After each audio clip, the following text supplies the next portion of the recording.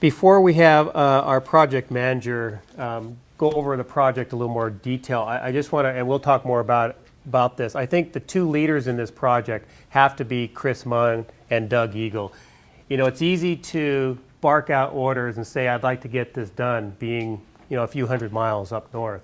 But to have those individuals take those, you know, high aspirations and those plans and say, okay, yeah, we can do it. Or, you know, they're actually in the building saying, you want to do what now and by when? Hey, let's install a roof in 30 days while it's raining. No problem, right?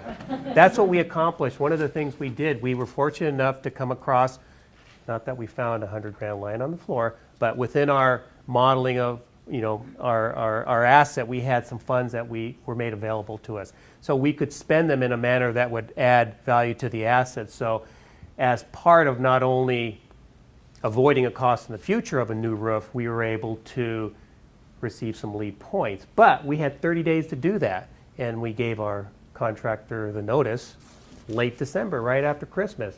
And then I had the unpleasant or pleasant task of telling Doug, hey Doug, can you put in a roof? What do you think? Well, Carlos, it's raining. Well, that's just a detail. It's a formality, you know? And anyways, that's how good that team was. They made it happen. So I'd like to introduce Chris Munn, our lead project manager, and Chris has been great. He'll give you some more details of the flavor of how this project came. So, Chris? Thank you. As you can tell from Carlos, obviously he was very enthusiastic about this project. This started with us at Chelsea Group, you know, back in late 2008. We started walking a few of the buildings in Glenboro through a sustained building management program where we benchmarked all these buildings for waste, water, energy, and we ran them all through a LEED gap analysis that we've done dozens of times with other buildings. And when we went through this gap analysis for the Aventine in particular, we went through, you know, their Energy Star rating, each of the individual credits, and we thought that what they could accomplish. And once we ran through our gap analysis, we saw that they actually did have the potential to achieving platinum certification. And we've run hundreds of buildings through this gap analysis, and we've had maybe a handful, 5 maybe at best, that we actually saw it as a feasibility to be able to get it platinum certified. So, you know, we went through this with Carlos, and Carlos was ecstatic about the whole idea. And he said, you know what, we want a platinum building. And I think one of the first things he said to me when I met you was, before the day I die, we're going to get this building platinum certified. There's no pressure after that. So, you know, so when we started going through the project, and, you know, it's an incredible achievement just to get a building certified for basic certification. And it's above and beyond just to actually be able to achieve it on a platinum level. And from the very beginning, Carlos didn't look at this as a LEED certification project. He looked at it as a platinum LEED certification project. And it didn't matter what it took. I mean, we were putting every last little effort we could to achieve every credit in there. And we were not leaving any stone unturned. And we pursued everything possible. So like you said, you know, if there was a credit involving, you know, putting in a roof, we went ahead and put in a roof. You know, waste hauling, I mean, we wanted to make sure we were getting every possible credit that we could get for tracking our waste. We had probably about a month or 2 months or so where we were having weekly meetings just to discuss how our tracking was going of our waste hauling.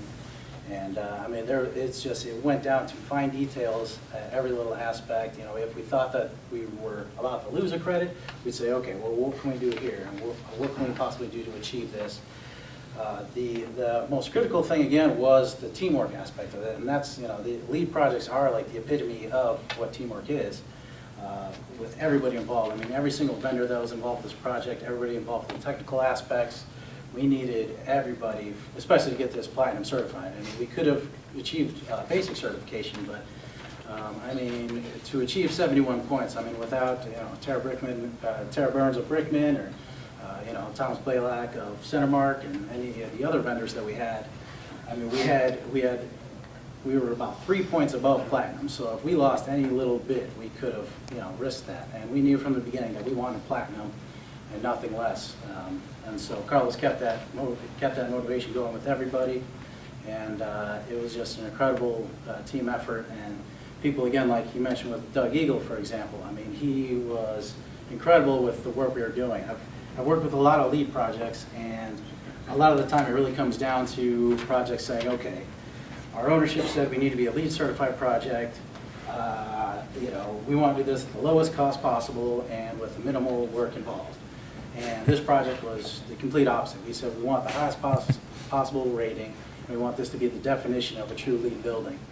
And so, I mean, you know, we would talk to the property team. I mean, like with Doug, for example, if there were certain things that we needed to implement, I mean, it wasn't like a moaning groan, like, oh, we have to do that. It was more so like, well, if this is the right thing to do, and if this is what LEED's telling us that we should be doing, then that's the way we're going to do things from now on. So it was simple and very easy to work with this team. And, you know, like I said, I've worked with a lot of teams, and this is by far the best team that I ever had the honor to work with. And so I'm very proud to be a part of this project.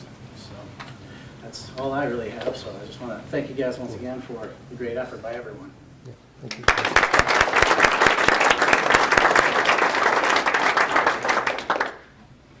Yeah, I want to, thank the Chelsea group. You guys were amazing. I mean, you really kept us on focus. I mean, we had a lot of other things in our normal line of work that we had to do, and this was a side-off project that was on top of everything. And there were weeks and months that would go by. It would seem like we didn't make a lot of progress, and Chris was always there, keeping us on task.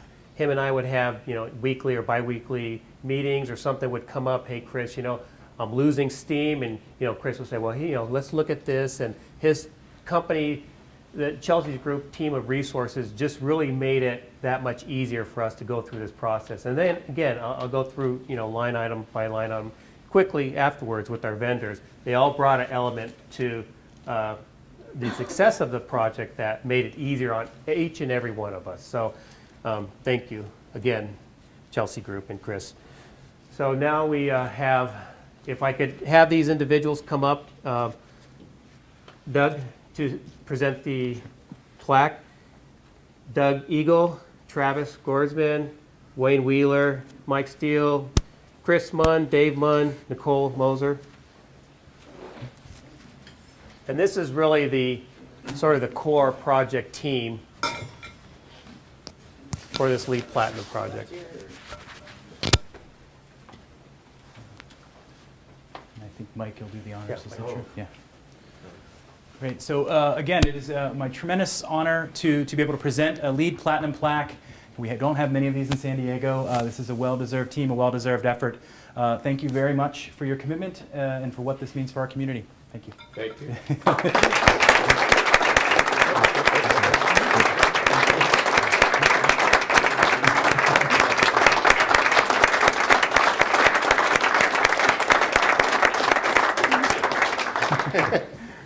That's the Stanley Cup. I don't want to be the one that drops it. It's like the hot potato.